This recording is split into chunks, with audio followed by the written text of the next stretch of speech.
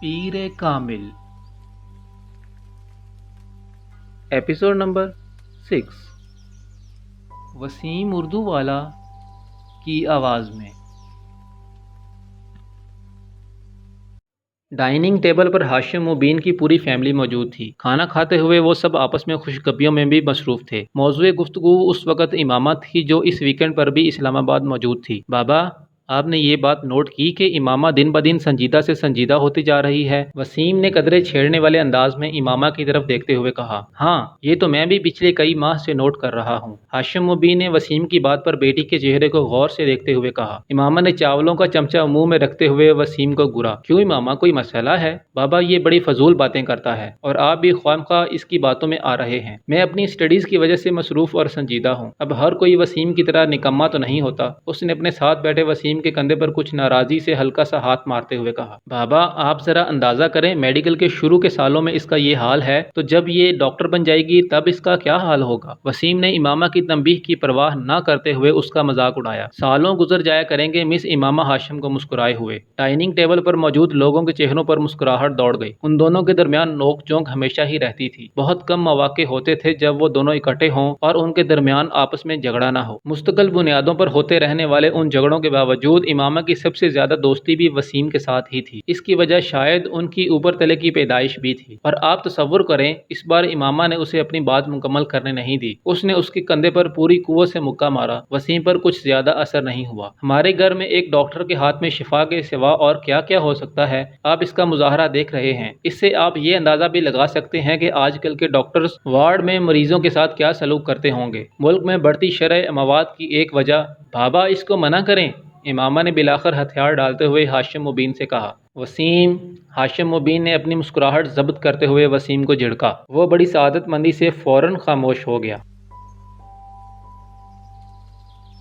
اس نے پورے لفافے کو گرائنڈر میں خالی کر دیا اور پھر اسے بند کر کے چلا دیا۔ خان سامہ اسی وقت اندر آیا۔ چھوٹے صاحب، لائیں میں آپ کی مدد کر دوں۔ وہ اس کی طرف بڑھا مگر اس نے ہاتھ کے اشارے سے اسے روک دیا۔ نہیں، میں خود کر لیتا ہوں، تم مجھے دودھ کا ایک گلاس دے دو، اس نے گرائنڈر آف کرتے ہوئے کہا۔ خان سامہ ایک گلاس میں دودھ لے کر اس کے پاس چلا آیا۔ دودھ کے آدھے گلاس میں اس نے گرائنڈر میں موجود تمام پاؤڈر ڈال دیا اور ایک چمچہ سے اچھی طرح ہلانے لگا۔ پھر ایک ہی سانس میں وہ دودھ پی گیا۔ کھانے میں آج کیا پکایا ہے تم نے؟ اس نے خان سامہ سے پوچھا۔ خان سامہ نے کچھ ڈشز گنوانی شروع کر دیں۔ اس کے چہرے پر کچھ ناگواری ابھری۔ میں کھانا نہیں کھاؤں گا، سونے جا رہا ہوں، مجھے ڈسٹرب مت کرنا، اس نے سختی سے کہا اور کچن سے نکل گیا۔ پیروں میں پہنی ہوئی باٹا کی چپل کو وہ فرش پر تقریباً گھسیٹ رہا تھا۔ اس کی شیو بڑی ہوئی تھی اور آنکھیں سرخ تھیں۔ شرٹ کے چند ایک کے سوا سارے ہی بٹن کھلے ہوئے تھے۔ اپنے کمرے میں جا کر اس نے دروازے کو لاک کر لیا اور وہاں موجود جہازی سائز کے میوزک سسٹم کی طرف گیا اور کمرے میں بولٹن کا when a man loves a woman بلند آواز میں بجنے لگا۔ وہ ریموٹ لے کر اپنے بیڈ پر آ گیا اور اوندے منہ بے ترتیبی کے عالم میں لیٹ گیا۔ اس کا ریموٹ والا بایاں ہاتھ بیڈ سے نیچے لٹک رہا تھا اور مسلسل ہل رہا تھا۔ اس کے دونوں پاؤں بھی میوزک کے ساتھ گردش میں تھے۔ کمرے میں بیڈ اور اس کے اپنے حلیے کے علاوہ ہر چیز اپنی جگہ پر تھی۔ کہیں بھی کچھ بھی بے ترتیب نہیں تھا۔ کہیں پر گرد کا ایک ذرہ تک نظر نہیں آ رہا تھا۔ میوزک سسٹم کے پاس موجود دیواری شیلف میں تمام آڈیو اور ویڈیو کیسٹس بڑے اچھے طریقے سے لگی ہوئی تھیں۔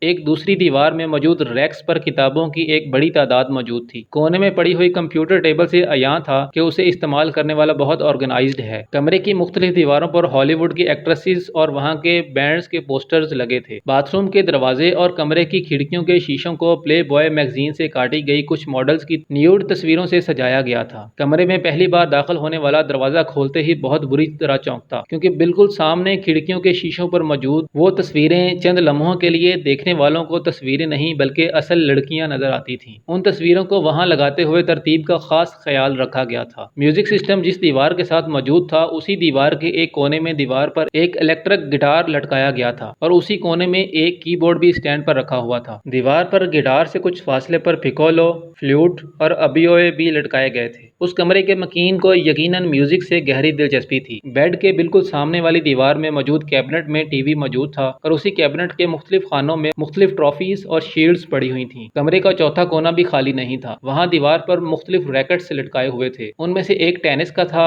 اور دو اسکواش کے۔ ان ریکٹس کو دیوار پر لٹکانے سے پہلے نیچے پوسٹرز لگائے گئے تھے اور پھر ریکٹس اس طرح لٹکائے گئے تھے کہ یوں لگتا تھا وہ ریکٹس ان کھلاڑیوں نے پکڑے ہوں۔ ٹینس کے ریکٹ کے نیچے گبریلا سباٹینی کا پوسٹر تھا، جبکہ اسکواش کے ایک ریکٹ کے نیچے جہانگیر خان کا پوسٹر تھا، جبکہ دوسرے ریکٹ کے نیچے روڈنی مارٹن کا۔ کمرے میں واحد جگہ جہاں بے ترتیبی تھی وہ ڈبل بیڈ تھا جس پر وہ لیٹا ہوا تھا۔ سلک کی بیڈ شیٹ بری طرح سلوٹ زدہ تھی اور اس پر ادھر ادھر چند پورنوگرافی کے غیر ملکی میگزین پڑے تھے جن میں پلے بوائے نمایاں تھا۔ بیڈ پر ایک پیپر کٹر اور کاغذ کی کچھ چھوٹی چھوٹی کترنیں بھی پڑی ہوئی تھیں۔ یقیناً کچھ دیر پہلے وہ ان میگزین سے تصویریں کاٹ رہا تھا۔ چیونگمز کے کچھ ریپرز بھی تڑے مڑے بیڈ پر ہی پڑے ہوئے تھے۔ ڈن ہل کا ایک پیکٹ اور لائٹر بھی ایشٹرے کے ساتھ بیڈ پر ہی پڑا تھا، جبکہ سلک کی سفید چمکدار بیڈ شیٹ پر کئی جگہ ایسے نشان تھے جیسے وہاں پر سگریٹ کی راکھ بھی تھی۔ کافی کا ایک خالی مگ بھی بیڈ پر پڑا ہوا تھا اور اس کے پاس ایک ٹائی اور رسٹ واچ بھی تھی۔ ان سب چیزوں سے کچھ فاصلے پر سرہانے ایک موبائل پڑا تھا جس پر یکدم کوئی کال آنے لگی تھی۔ بیڈ پر اوندھے منہ لیٹا وہ نوجوان اب شاید نیند کے عالم میں تھا، کیونکہ موبائل کی بیپ پر اس نے سر اٹھائے بغیر اپنا دایاں ہاتھ بیڈ پر ادھر ادھر پھیرتے ہوئے جیسے موبائل تلاش کرنے کی کوشش کی، مگر موبائل اس کے ہاتھ کی رسائی سے بہت دور تھا۔ اس پر مسلسل کال آ رہی تھی۔ کچھ دیر اسی طرح ادھر ادھر ہاتھ پھیرنے کے بعد اس کا ہاتھ ساکت ہو گیا۔ شاید اب وہ واقعی سو چکا تھا، کیونکہ اس کے تھرکتے پیر رک چلے تھے۔ موبائل پر اب بھی کال آ رہی تھی۔ بیڈ سے باہر نکلے ہوئے اس کے بائیں ہاتھ میں پکڑا ہوا ریموٹ یکدم اس کی گرفت سے نکل کر نیچے کارپٹ پر گر پڑا۔ مائیکل بولٹن کی آواز ابھی بھی کمرے میں گونج رہی تھی، "When a man loves a woman"۔ پھر یکدم کمرے کے دروازے پر کسی نے دستک دی اور پھر دستک کی یہ آواز بڑھتی ہی گئی۔ موبائل کی کال ختم ہو چکی تھی۔ دروازے پر دستک دینے والے ہاتھ بڑھتے گئے۔ وہ بیڈ پر اوندھے منہ بے حس و حرکت پڑا تھا۔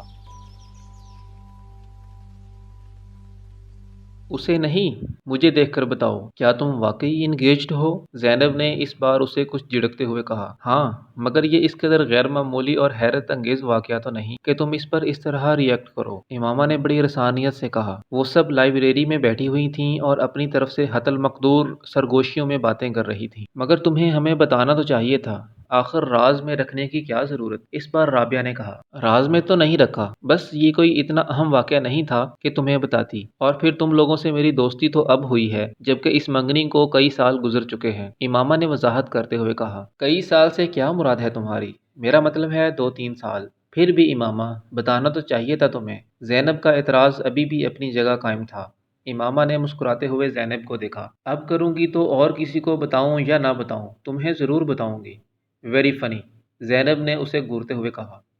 "اور کچھ نہیں تو تم ہمیں کوئی تصویر وغیرہ ہی لا کر دکھا دو موصوف کی۔